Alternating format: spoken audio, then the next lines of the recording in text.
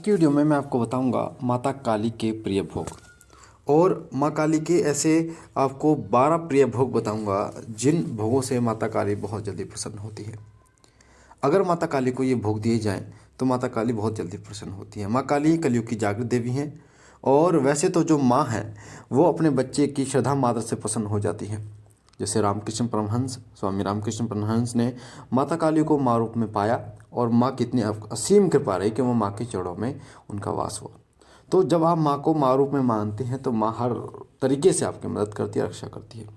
पर जहाँ तक कि हम बात करें भोग की, क्योंकि माँ जो है वो अपने भक्तों की रक्षा करती हैं और अपने भक्तों की सदैव साथ रहने वाली देवी हैं। माँ काली के जो भोग हैं वो बहुत बहुत शुद्ध हैं और बहुत सात्विक हैं। अगर कोई व्यक्ति माता को शुद्ध रूप में, सात्विक रूप में पूजता है तो माता काली, क्योंकि हमारे वेदों में, पुराणों में जिस हिसाब से माता काली का वर्णन किया गया है वो एक माँ रूप में है और माँ रूप में माँ चलती हैं। हालांकि दुष्टों के लिए वो शमशान से चलती हैं, शमशान वासली कहला जाती हैं, पर अपने बच्चों के लिए जो माँ काली हैं वो सदैव ममतामयी रहती हैं।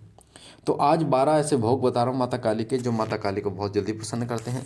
जैसे कि आप जानते हैं मैं बाबा भोलेनाथ की सेवा करता हूँ छोटी सी, और जो मुझ पे हो पाती है। साथ साथ में बालाजी और माँ काली की भी मैं सेवा करता हूँ। तो जो भोग मैं देता हूँ, ठीक है, वो मैं आपको बता रहा हूँ, और जो भोग आप दे सकते हैं उसके बारे में बता रहा हूँ मैं। ठीक है, तो वीडियो को ध्यान से सुनिए कि क्या क्या भोग है माता काली के। सबसे पहले मैं आपको बता दूं, जो लोग माता काली के लिए ये सोचते हैं कि माता काली रक्त देने से, मुर्गा बकरा या शराब देने से प्रसन्न होती है, तो उन लोगों को बता दूं उनके भाव हैं। ठीक है, वो जैसा भोग देंगे वैसा ही उन्हें रिजल्ट मिलेगा। ठीक है, वैसा ही फिर उनको जो है ना वो पता चलेगा कि उनके साथ हो क्या रहा है।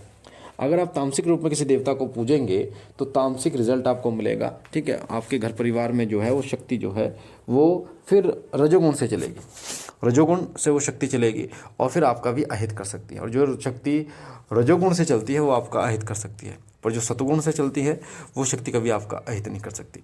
जैसे माँ काली, माँ काली जो, अगर आप उसे माँ काली को ना माँ रूप में पूजेंगे तो माँ काली सतोगुण से चलेगी और आपके घर में माँ के रूप में विराजमान होगी, आपको गृहस्थी सुख भी देंगी। जो भी आपके घर के सुख होते हैं, जो भी आपके भौतिक सुख होते हैं वो सब प्रदान करेंगे माता रानी। ठीक है, जो भी आपके घर परिवार में पैसे की समस्या है, बीमारी, उन सब समस्याओं का निवारण करेंगे। पर अगर आप माँ को शक्ति रूप में पूजते हो तो माँ शक्ति रूप में जब चलेंगी तो आपका अहित भी हो सकता है।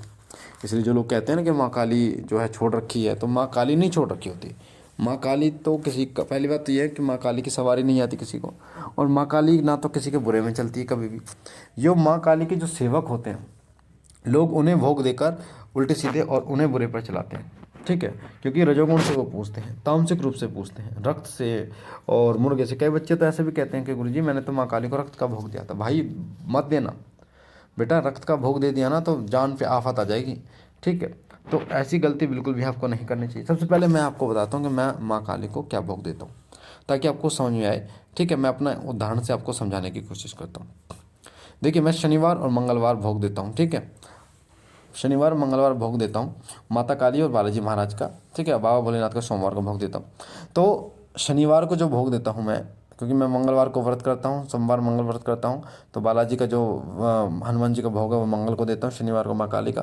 तो शनिवार को जो माँ को मैं भोग देता हूँ वो 5 लौंग के जोड़े का भोग देता हूँ माँ को, और गुड़ और घी का भोग देता हूँ। ठीक है, गुड़ में थोड़ा घी लगा के और माता रानी को 11 पे भोग देता हूँ। पहले 5 जोड़े लौंग के माँ काली के नाम के, और फिर गुड़ और घी।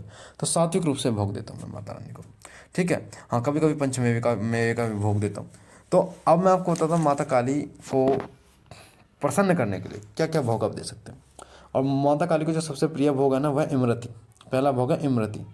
इमरती मिठाई जो आती है, जो जलेबी की तरह होती है, वो माता काली को बहुत प्रिय है, उसका भोग आप दे सकते हैं। साथ ही माता काली को खीर बहुत प्रिय है। खीर का भोग अगर आप देते हैं माता काली को तो वो भी माँ स्वीकार करते हैं, बहुत जल्दी प्रसन्न होते हैं। नारियल का भोग माता काली को बहुत प्रिय है। पेड़े का भोग माता काली को बहुत प्रिय है।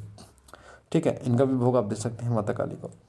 तो बर्फ़ी जो होती है, सफ़ेद बर्फ़ी जो होती है, उसका भी भोग, पर ध्यान रखें माता काली को कभी भी भोग दें तो जोड़े में भोग दें। जोड़े में अगर आप मिठाई का भोग दें ना, जैसे रसगुल्ले, सफ़ेद रसगुल्ले माता को प्रिय हैं, तो माता को सफ़ेद रसगुल्ले 2 रसगुल्ले का भोग दें। या बर्फ़ी का भोग दें तो 2 बर्फ़ी का भोग दें। इमरती का भोग दें तो 2 इमरती का भोग दें। इलायची का भोग दें तो 2 इलायची का भोग दें। और जो लौंग की बात रही, लौंग के जोड़े, लौंग के जोड़े जो हैं वो जोड़े से दिए जाते हैं। जैसे 11 जोड़े, 5 जोड़े, 2 जोड़े। ठीक है, तो वो जोड़े से तो मैं जो देता हूँ वो 5 लौंग के जोड़े भोग में देता हूँ। बाकी आपकी इच्छा है, आप कितना देना चाहते हैं। हलवा माता रानी को बहुत प्रिय है। माता काली को जो हलवा है वो माता रानी को बहुत प्रिय है। घी का हलवा जो है वो माता को अगर आप भोग लगाते हैं खीर पूड़ी के साथ तो माता बहुत जल्दी प्रसन्न होती है। साथ ही बतासे भी माता को प्रिय हैं। लौंग और बतासे का भोग भी आप लगा सकते हैं कि जब कुछ ना मिले तो आपको। जायफल बलि के रूप में इस्तेमाल किया जाता है, पर ये सात्विक बलि होती है। ठीक है, तो जायफल का भी भोग जैसे नवरात्रों में दिया जाता है, जायफल का भोग आप दे सकते हैं, पेड़े का भोग आप दे सकते हैं, नारियल का भोग आप माता रानी को दे सकते हैं। और नींबू का भोग जो होता है, नींबू का जो भोग दिया जाता है माता को, जो नींबू चढ़ाया जाता है वो संकट के लिए मेनली चढ़ाया जाता है। ठीक है, जो संकट होता है उसको हटाने के लिए, साथ ही आपकी शक्ति अगर बंधी हुई है उस शक्ति को खोलने के लिए।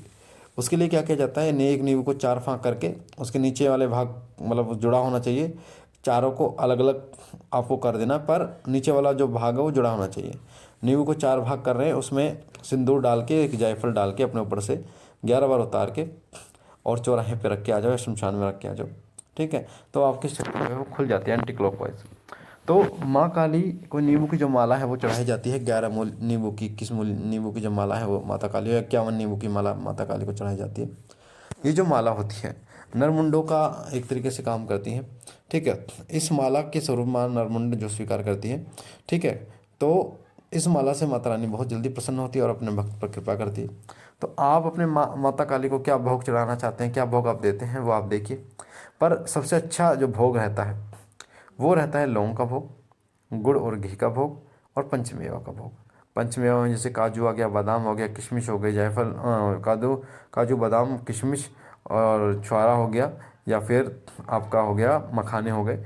ठीक है, तो ये पंचमेवा का भोग माता रानी को दो, तो माता रानी बहुत जल्दी प्रसन्न होती हैं। और जिस घर में माँ काली की पूजा सात्विक रूप से और इस तरीके से की जाती है, माँ काली वहाँ सात्विक रूप से और माँ रूप में चलती हैं। कभी उस घर का आयत नहीं हो सकता, ना ही उसके घर उस घर के ऊपर कभी क्रिया हो सकती है।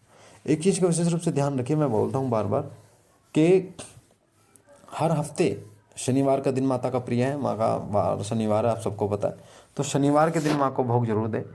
कई लोग साल में देते होंगे, महीने में देते होंगे, पर मेरा ये मानना है कि भोग जो है वो माता रानी को अगर आप हफ्ते में देते हैं तो इससे अच्छी बात कुछ हो ही नहीं सकती, क्योंकि माता रानी जो है वो बहुत जल्दी प्रसन्न होती हैं भोग से। भोग वैसे भी तृप्ति का कारण होता है, देवताओं को तृप्त करता है, देवताओं की शक्ति को बढ़ाता है और हम पर कृपा करते हैं जिससे वो। तो माँ काली को अगर आप पाना चाहते हैं सवारी या उनकी शक्ति या उनकी योगनी या उनकी कृपा, तो आप शनिवार का भोग उनको दें। शनिवार का व्रत करते तो शाम को भोग दें, वरना सुबह आप भोग दे सकते हैं खाली पेट। ठीक है, माता रानी को। बाकी मुझे आशा है ये जानकारी आपको अच्छी लगेगी। पहली बार चैनल पे हैं तो चैनल को लाइक कीजिए, शेयर कीजिए, सब्सक्राइब कीजिए। बाबा भोलेनाथ आप पर कृपा करें, आपकी झोली भरते रहे, सदैव आपके घर परिवार में सुख समृद्धि रखे। हम मिलते हैं एक नई जानकारी के साथ, तब तक के लिए ओम नमः शिवाय। ओम नमः